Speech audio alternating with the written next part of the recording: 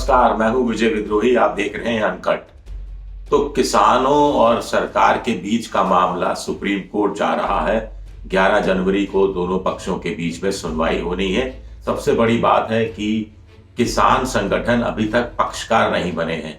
यानी किसानों ने नहीं कहा कि वो सुप्रीम कोर्ट जाना चाहते हैं, वो सुप्रीम कोर्ट के थ्रू कोई न्याय लेना चाहते हैं। वो तो कह रहे हैं कि उन्हें सरकार से बात करनी है, उस सरकार से बात करनी है जिसने कानून बनाया है और जिस कानून को लेकर उनको शिकायतें हैं, जिसका निराकरण उनकी नजर में सरकार ही कर सकती है।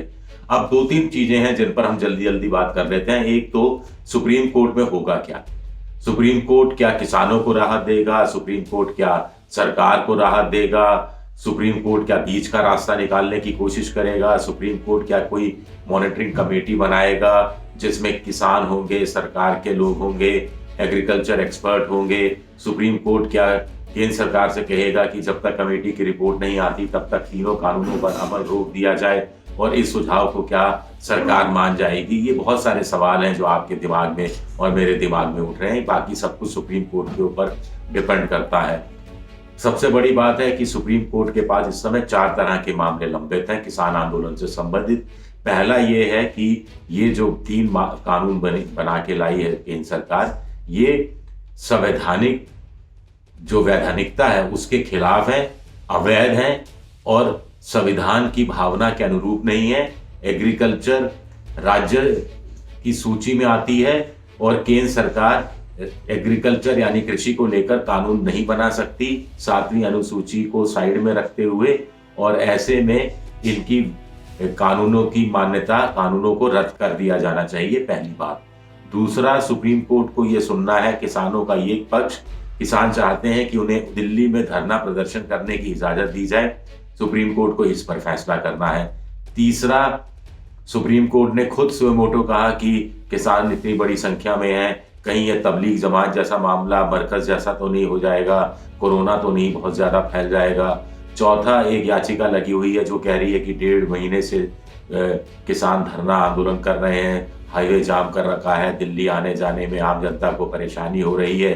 तो अगर अभ्यर्थी की आज़ादी का अधिकार है तो किसी दूसरे को उस अधिकार के कारण नुकसान ना हो, उसका खामियाजा दूसरे को ना उठाना पड़े, इस बात की व्यवस्था भी सुप्रीम कोर्ट को करनी है। तो ये 4 मामले हैं जिस पर सुप्रीम कोर्ट को सुनवाई करनी है और अब देखना दिलचस्प रहेगा कि सुप्रीम कोर्ट क्या करता है। एक और सवाल बड़ा उठता है कि आखिर यही सरकार क्यों सुप्रीम कोर्ट जाने के लिए उतावली हो रही है। तो कुल मिलाकर ऐसा लगता है कि सरकार को एक लगता है कि सुप्रीम कोर्ट में मामला गया और तीनों कानूनों की वैधानिकता को लेकर मामला गया तो फिर संविधान पीठ का गठन करना पड़ेगा जिसमें बहुत ज्यादा वक्त लगेगा। तब तक कानून के अमल पर भले ही रोक लग जाए, लेकिन सरकार को एक कवच मिल जाएगा कि सरकार किसानों के आगे झुकी नहीं, किसानों के आगे झुककर तीनों कानूनों को उसने वापस नहीं ले लिया।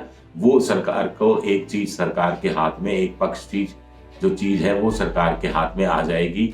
दूसरा, सरकार को लगता है कि सुप्रीम कोर्ट में मामला गया और सुप्रीम कोर्ट ने अगर कमेटी बनाने की बात कही तो फिर आंदोलन को स्थगित करना पड़ेगा किसानों को, क्योंकि तब मामला सब जुडिस हो जाएगा और ऐसे में जब तक कमेटी का फैसला नहीं आता तब तक किसानों को अपना आंदोलन स्थगित करके, सड़कें खाली करके, हाईवे खाली करके वापस अपने गांव में जाना पड़ेगा।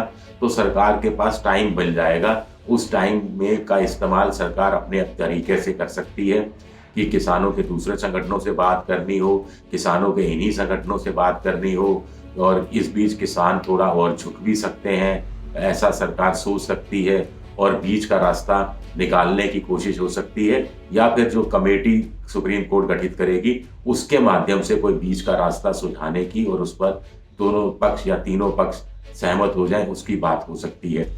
उधर किसान नहीं चाहते कि सुप्रीम कोर्ट में ये मामला जाए, क्योंकि वो पक्षकार इसलिए नहीं बनना चाहते क्योंकि उन्हें लगता है कि सरकार से तो फिर भी लड़ा जा सकता है सरकार, लेकिन सुप्रीम कोर्ट ने जो फैसला दे दिया उस पर तो अमल करना ही पड़ेगा। एक दूसरा, उनको ये डर है कि मामला सब जुडिस हो गया तो उठना पड़ेगा और मामला लंबा चलेगा, लंबा चलने के बाद उनके हक में नहीं गया तो भी वो कुछ नहीं कर पाएंगे, तो ऐसे में माया मिली ना राम वाली हालत उनकी हो जाएगी। तीसरा, उनको लगता है कि सुप्रीम कोर्ट से तीनों कानून रद्द करवाना थोड़ा मुश्किल काम है, उससे ज़्यादा पॉलिटिकल मामला ज्यादा है, जिसमें सरकार को थोड़ा झुकाने की कोशिश ज्यादा हो सकती है, सरकार को दबाव में लाने की कोशिश ज्यादा हो सकती है। तो कुल मिलाकर किसान इसलिए सुप्रीम कोर्ट नहीं जाना चाहते, लेकिन अब सुप्रीम कोर्ट को किसी को पक्षकार बनाना ही होगा।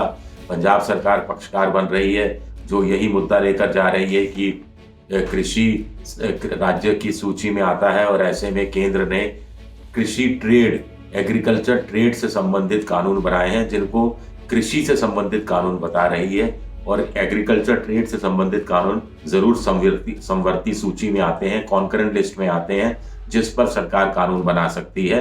लेकिन कृषि सिर्फ राज्य सरकार का विषय है, जिस पर केंद्र सरकार कोई कानून नहीं बना सकती थी, और उसने जो कानून बनाए हैं इसलिए इनको रद्द कर दिया जाए। अब आंखें सबकी सुप्रीम कोर्ट पर है, गेंद सुप्रीम कोर्ट के पाले में।